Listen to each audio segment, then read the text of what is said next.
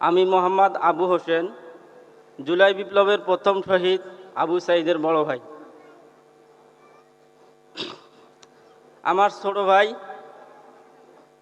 রংপুর বেগম রোকেয়া বিশ্ববিদ্যালয়ের ইংরেজি বিভাগের মেধাবী শিক্ষার্থী ছিল। সে একজন বৈষম্যবিরোধী ছাত্র আন্দোলনের অন্যতম সমন্বয়ক ছিল। আপনারা সকলে দেখেছেন আমার ভাইকে কিভাবে নির্মমভাবে গুলি করে হত্যা করেছে। তার এই আত্মত্যাগ সারা জাতি দেখেছে এবং সারা বিশ্ব দেখেছে। তার এই আত্মত্যাগ মানুষকে অনুপ্রাণিত করেছিল এই ফ্যাসিবাদী সরকারের বিরুদ্ধে জীবনের মায়া ত্যাগ করে এই রাজপথে নেমে আসার জন্য।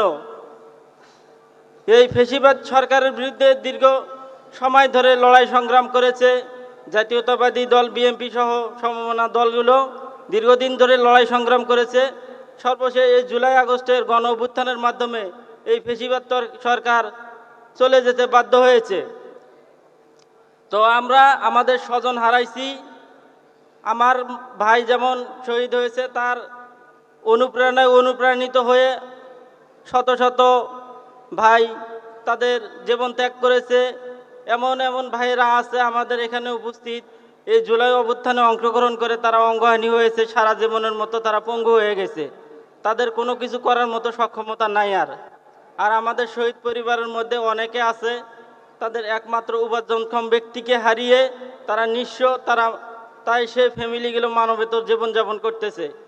আমি আজকে এখানে দাঁড়িয়েছি দুটি কথা বলার জন্য, যে মাননীয় প্রধানমন্ত্রী তারেক রহমান স্যার আমাদের মাঝে উপস্থিত আছেন। এই জুলাই শহীদ ফ্যামিলি যারা একমাত্র উপার্জনক্ষম ব্যক্তি হারিয়ে একদম নিঃস্ব হয়ে গেছে, সবার আগে তাদেরকে গুরুত্ব দিবেন। এবং জুলাই অঙ্গহানি ব্যক্তি যারা সারা জীবনের মতো পঙ্গু হয়ে গেছেন, হাত হারাইছে, পা হারাইছে, চোখ হারাইছে, আপনি সবার আগে তাদেরকে গুরুত্ব দিয়ে তাদের সমস্যাগুলো সমাধান করবেন। এবং এই জুলাই গণ অভ্যুত্থানে যারা শহীদ হয়েছে নির্মমভাবে, আমার ভাই সহ যাদেরকে হত্যা করেছে, আমি এই মঞ্চে দাঁড়িয়ে মাননীয় প্রধানমন্ত্রী তারেক রহমান স্যারের কাছে আমি এই হত্যার বিচার চাই। আমার ভাইয়ের রায় প্রকাশ করা হয়েছে, কিন্তু দ্রুত সময়ের মধ্যে আমি বাস্তবায়ন দেখতে চাই। প্রায় 2 বছর হতে চলেছে, সামনে 5 আগস্ট আসলে 2 বছর পূর্ণ হবে এই জুলাই আগস্টের গণ অভ্যুত্থানের।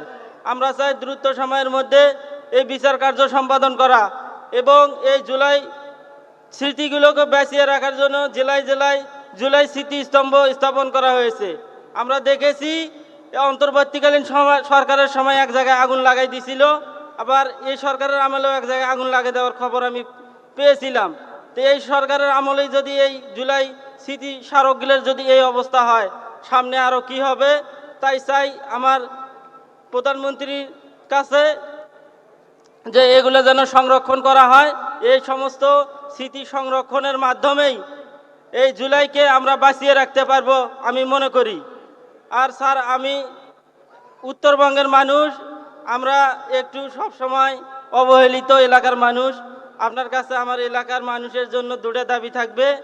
একটা, আমাদের উত্তর অঞ্চলের মানুষের জন্য ইপিজেডের ব্যবস্থা করবেন, মানুষ যেন সেখানে কর্ম করে খাইতে পারে। কারণ আমাদের দেশ জনবহুল দেশ, এই জনসংখ্যাকে যদি কর্ম না দেওয়া যায়, তারা বিভিন্ন অপরাধের মধ্যে জড়িয়ে পড়বে।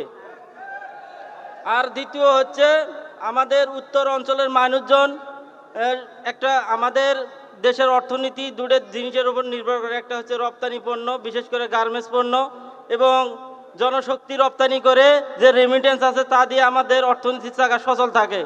কিন্তু দক্ষিণ অঞ্চলের তুলনায় আমাদের উত্তর অঞ্চলের মানুষেরা বিভিন্ন অসুবিধার কারণে, কেউ থাকে না আত্মীয় স্বজন, এরকম বিভিন্ন প্রতিকূলতার কারণে তারা অনীহা, বিদেশ যাইতে অনাগ্রহী। সেই কারণে আমি চাই যে বৈদেশিক কর্মসংস্থান মন্ত্রণালয়ের অধীনে বিশেষ প্রণোদনার মাধ্যমে দক্ষ জনশক্তির রপ্তানির মাধ্যমে দেশের রেমিটেন্স প্রবাহ বৃদ্ধির জন্য মাননীয় প্রধানমন্ত্রীর নির্দেশনায় প্রবাসী কল্যাণ মন্ত্রণালয় উত্তরবঙ্গের জন্য কাজ করবেন, দক্ষ জনশক্তি তৈরি করবেন। এই প্রত্যাশা রেখে জুলাইয়ের শহীদদের যে ন্যায় এবং ইনসাফের রাষ্ট্রের স্বপ্ন দেখেছিল, যে কারণে তারা আত্মত্যাগ করেছিল, ন্যায় ইনসাফ এবং সমতার এবং বৈষম্যহীন রাষ্ট্র দেখতে চাই।